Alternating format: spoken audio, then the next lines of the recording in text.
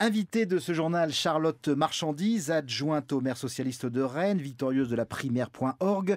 Donc c'est une primaire citoyenne en ligne dont le deuxième tour a rassemblé plus de 30 000 votants. Bonsoir. Bonsoir. Charlotte Marchandise, les votants à cette primaire vous ont élu en vous accordant la meilleure appréciation, plus de 50% de mentions très bien sur votre nom. Alors d'abord, pourquoi ce système de désignation ? Le système de désignation était par du jugement majoritaire.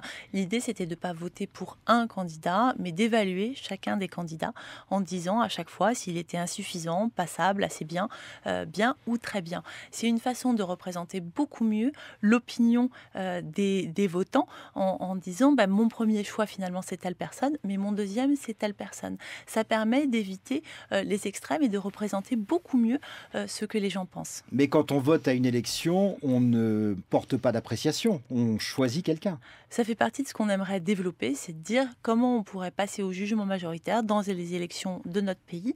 Ça permettrait d'avoir moins les extrêmes au second tour et d'avoir plus une représentation, de dire au fond, peut-être que quelqu'un veut voter écolo au premier tour, mais son deuxième choix, ça serait le MoDem, et ça serait une façon de ne pas se retrouver avec Marine Le Pen et le populisme au deuxième tour, mais d'avoir l'opinion plus nuancée, je crois, qui est celle de nos concitoyens.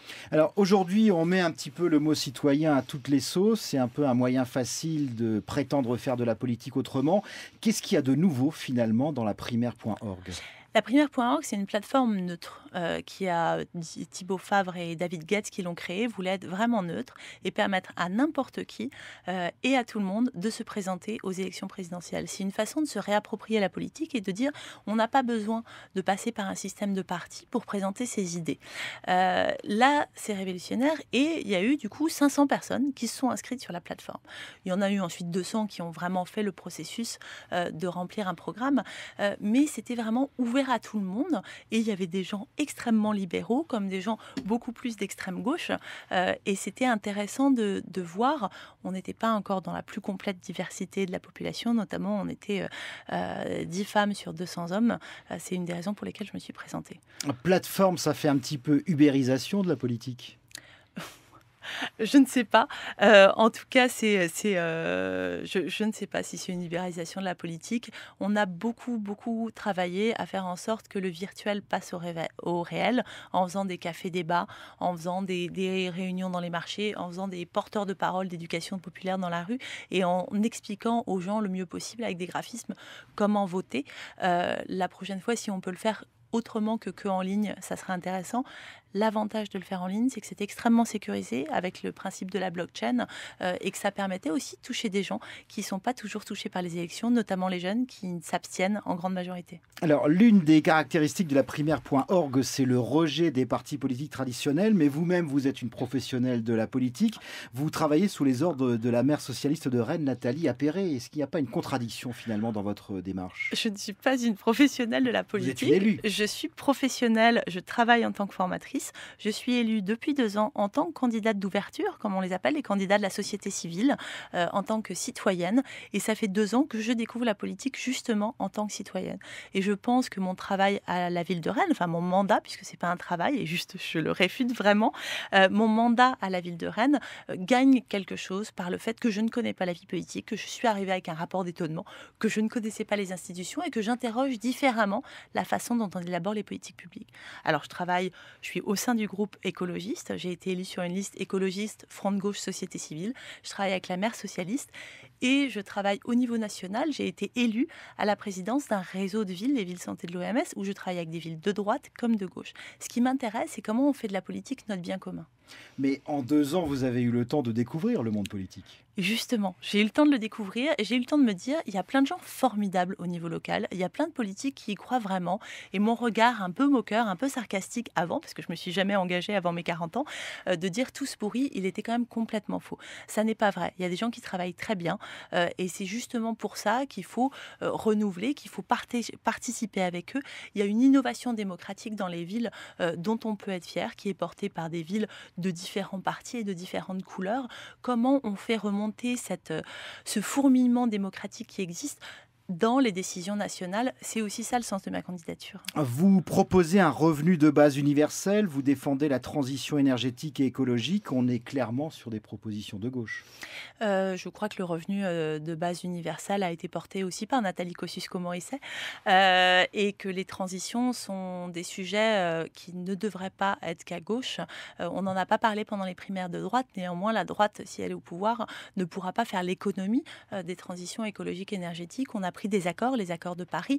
Comment on rend ces transitions écologiques, énergétiques et économiques ensemble, comme un projet de société durable, comme un projet positif, comme un projet qui entraîne tout le monde et qui est autre chose que de se dire tiens, c'est le retour à la bougie.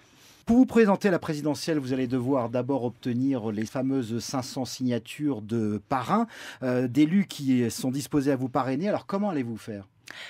On a eu tout le temps de la campagne avec la primaire.org.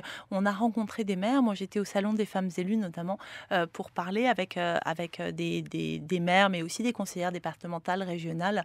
Il n'y avait pas de députés ou de sénatrices, mais qui ont aussi la possibilité de parrainer, qui étaient intéressés par la démarche, parce que s'il y a 25% de femmes à l'Assemblée nationale, c'est aussi parce que toutes les circonscriptions ne jouent pas le jeu de présenter des femmes, et qui étaient intéressés par le processus. On a des accords de principe, maintenant on va les recontacter.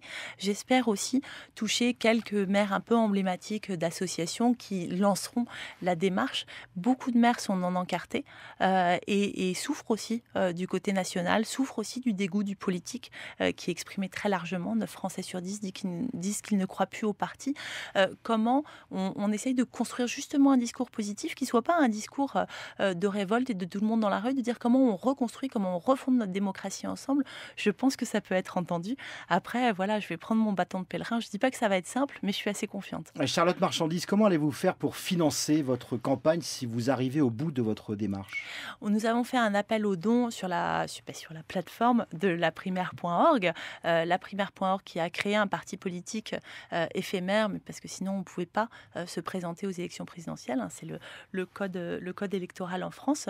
On fait un appel aux dons. On espère lever 300 000 euros, donc une campagne très très sobre par rapport aux 20 millions d'euros qu'il peut y avoir pour salarier des gens et faire quelques meetings, non pas dans des centres-villes, dans des grandes salles avec des projecteurs, mais plutôt au plus proche, là où les gens habitent. Mais effectivement, il faut que les gens donnent. Il y avait plus de 100 000 inscrits sur le site de laprimaire.org. Si chacun donne 5 euros, déjà on aura dépassé nos objectifs. Sur votre positionnement, vous vous revendiquez comme étant de gauche ou vous revendiquez l'étiquette apolitique ? Non, je ne me définis pas du tout comme apolitique. Je suis traditionnellement de gauche. Je trouve que dans les dernières années, on a opposé la fausse gauche, la vraie gauche, qu'il y a des barrières qui ont été franchies avec la loi de travail, que la déchéance de nationalité, ça a été aussi quelque chose qui a beaucoup questionné. Et au-delà de ça, je pense qu'il y a quelques sujets très clivants entre la droite et la gauche, mais qu'il y a des sujets sur lesquels on peut travailler ensemble.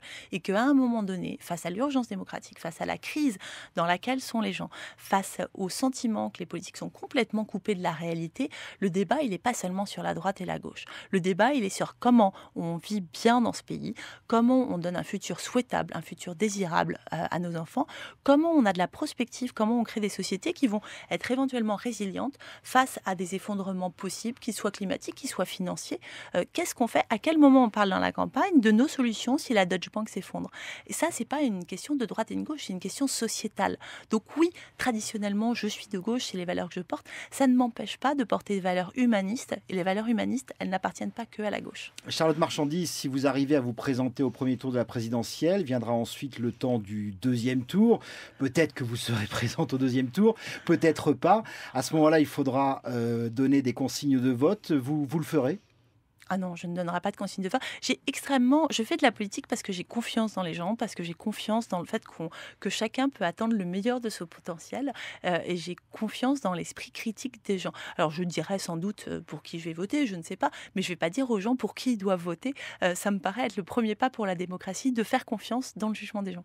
Vous êtes à la tête d'une démarche, il y a ensuite les législatives après la présidentielle. Cette démarche se poursuivra pour les autres élections ? Absolument, et toute la campagne présidentielle présidentielle, je vais la faire aussi en invitant les gens en disant si moi, Charlotte, qui ne suis personne, je peux me présenter à la présidentielle, c'est une invitation à ce que chacun se sente responsable et s'empare de la politique, se présente aux législatives avec des dispositifs, que ce soit la primaire.org qui veut faire des primaires, mais aussi avec le collectif Ma Voix, avec le candidat tiré au sort du chapeau, et de dire comment on présente beaucoup de candidats aux législatives et que ces candidats renouvellent l'Assemblée nationale pour que ce ne soit plus une Assemblée qui ne nous ressemble pas. Charlotte Marchandise, merci d'avoir répondu aux questions de France Culture ce soir. Merci beaucoup.